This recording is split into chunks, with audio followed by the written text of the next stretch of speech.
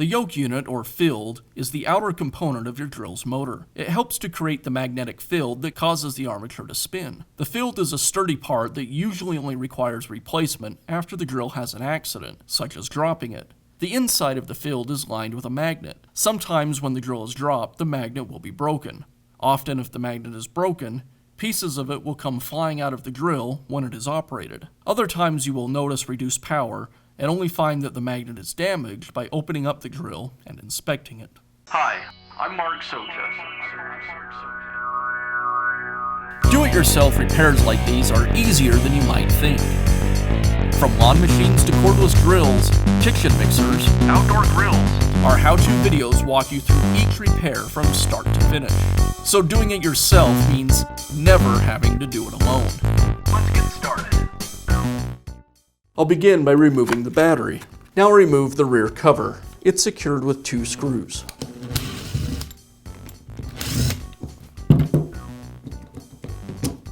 Now I'll split the 2 housings.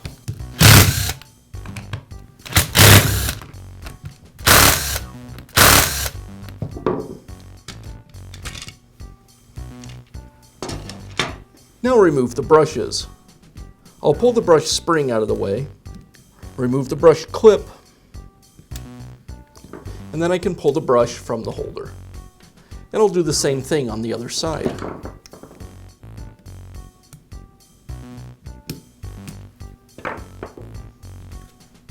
With the brushes removed, now I'll go ahead and lift the gearbox and motor assembly from the drill housing and slide the armature away from the brush card. I'll pull the gear change lever away from the gearbox. There's a couple of springs on the bottom of it. You want to be careful not to lose those.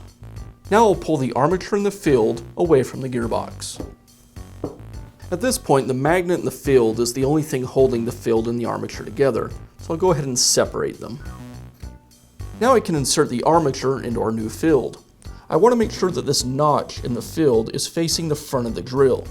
So when I insert the armature, the end of the armature with the gear should be on the same side as the notch on the field. Now I can install the armature and field assembly back onto the gearbox. Now I'll place the gear selector back onto the gearbox. The 2 springs just tuck inside of the selector, and then this post goes right in between the 2 springs.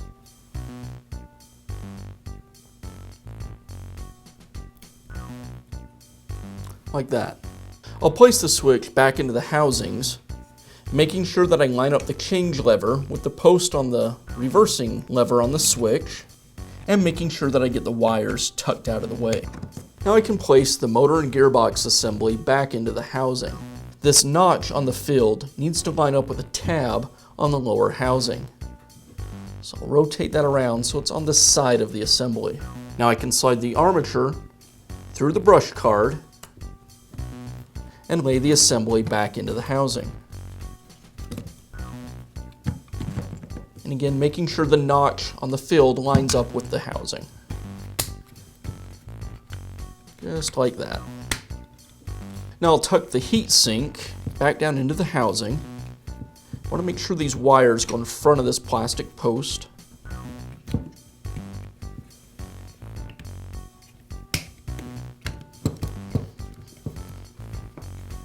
One last check of all the wires.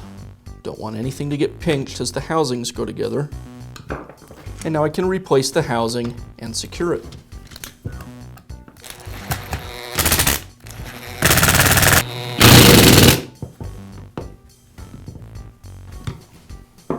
Now we'll replace the brushes.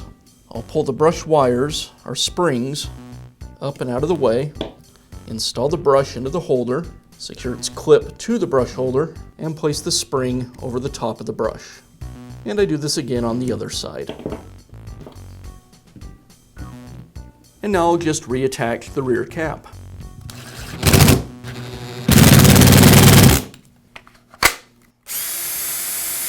Be sure to check back often for new videos and expert advice. If you found this video helpful, give us a thumbs up And leave a comment.